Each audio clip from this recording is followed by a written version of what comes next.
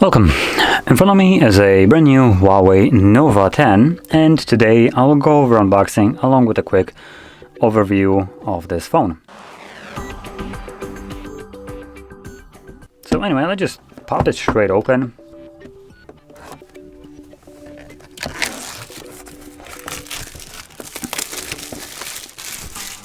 So there we go. And open it up. So right here we get a phone which already feels quite slick and relatively premium, even though I haven't even unplugged it.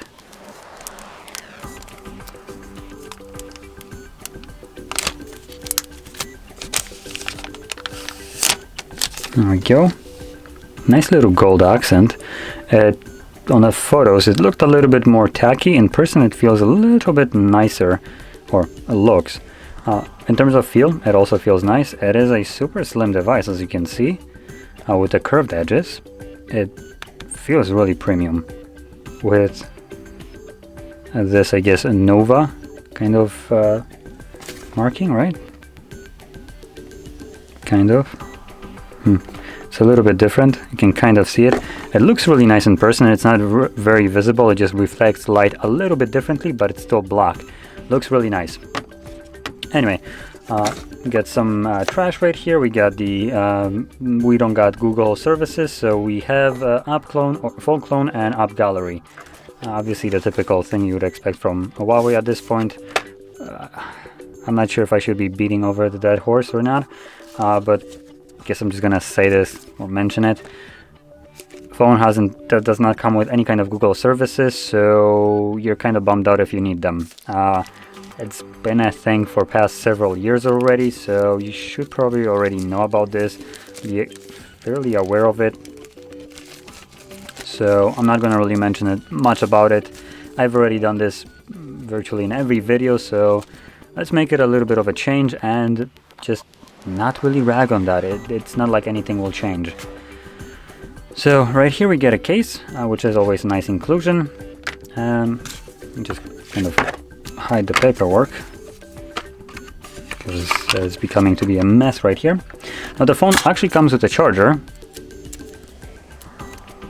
So this is a 66 watt charger. You can hopefully, come on, focus camera. It's kind of hard to see through this little foil. Oh, there we go. So you can see it right here, 66W max. So 66 watt max charging.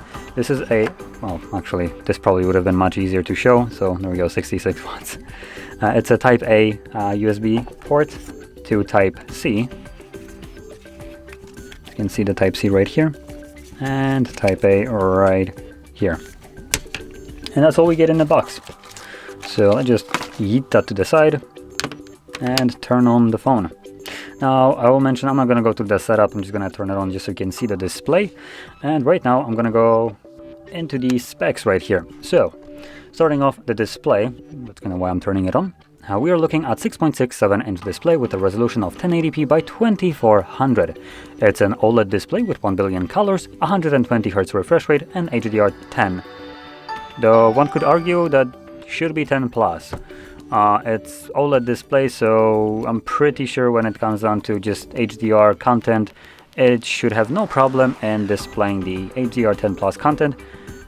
If I am correct, probably the reason it's not certified to HDR10 plus is because it's US and US can do business with Huawei, and you get the point. So I think that's the only reason, but I'm pretty sure because of the display it's in here, it's HDR10 plus basically.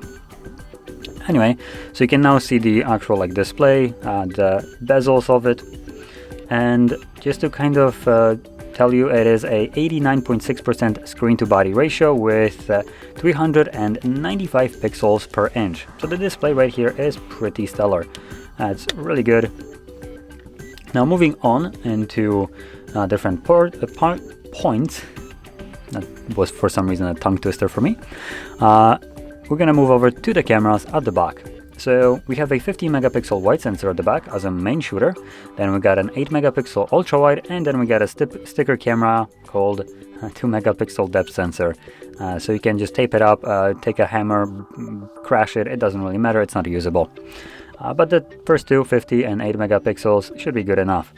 Now on the front, you have a hole punch camera, which you can see right when I light up the display. And this is apparently a 60 megapixel ultra wide. Now, curious enough, they decided to add a higher megapixel count selfie camera than they did for the back. Weird choice, but maybe they're going for like vlogging or just all the TikToks and stuff like that, so I guess that would be understandable. Now, moving further on, we have one version of this phone in terms of like RAM, and we have two versions in terms of storage. So 128 gigs or 256 are the two options you get, with both having, like I said, 8 gigs of RAM. And 4000 milliamp hour battery, quite small for a screen this size, but the device is really thin, as you can possibly see this. It feels really weird in the hand considering how thin it is. So there we go. Now, honestly, this probably would be one of those phones where I'd say that actually fitting a headphone jack might be a struggle here, because the entire phone is basically the width of a headphone jack, so, or diameter. So yeah. Now continuing on, processor in here is a Snapdragon 778G. Unfortunately, as you would probably expect, it's only a 4G chipset.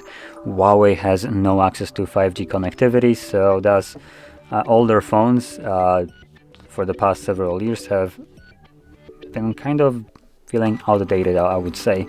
Missing some technologies that should be here, but they're not because of legal problems. So yeah. And yeah, honestly, that's probably all the main points of this device.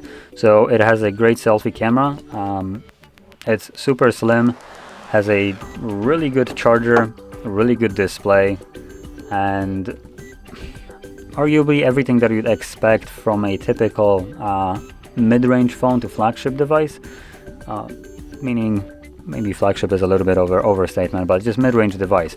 It comes at about 500 euros, so it is priced in smack in the middle of a mid-range device, or maybe just like approaching high-end. But you basically get a decent charger, a decent screen, anything that you would need, like NFCs, good cameras, and pretty, I would argue, decent performance. It is still a Snapdragon 778G, so even though it is, I think, outdated processor by now, let me quickly make sure.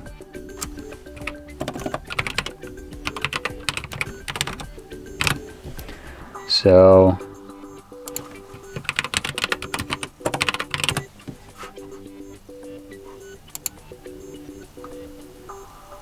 where was it released?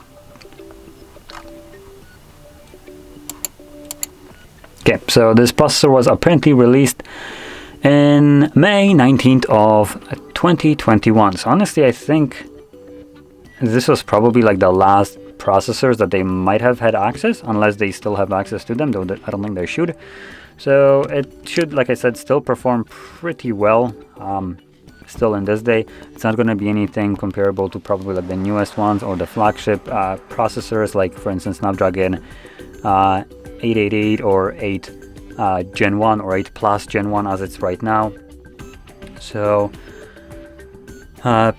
yeah, but with that being said, it might feel a little bit overpriced considering we're running a little bit of an older processor in here, and one could argue also not as good for the price, considering OnePlus, just to bring that out there, would be a decent alternative to this device. Obviously it's going to be more expensive, so actually let me just kind of go over this, because this actually might be interesting to some people. So OnePlus 10T cost $600, so $100 more than this, but you get flagship, almost everything: display, charging, battery.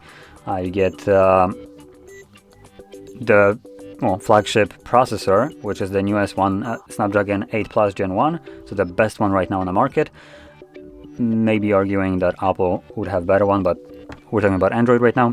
So best processor, a decent amount of RAM. I think it was like 8 to 12 gigs with decent storage, though not expandable. And in general, just a really good phone. So that might be a good alternative to people that are looking for a good Android device with Google services.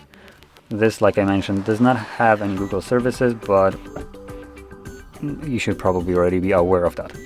Now, anyway, with that being said, giving you a good alternative and also finishing up the overview of this phone, it's still I would think, a decent device. I haven't really used it, as you probably gathered it from just unboxing it, but from the spec list and just looking at it, feeling it, it seems like a pretty nice device that does try to imitate a flagship device and just a feel, which isn't a bad thing. Now, with that being said, if you found this video helpful, don't forget to hit like, subscribe, and thanks for watching.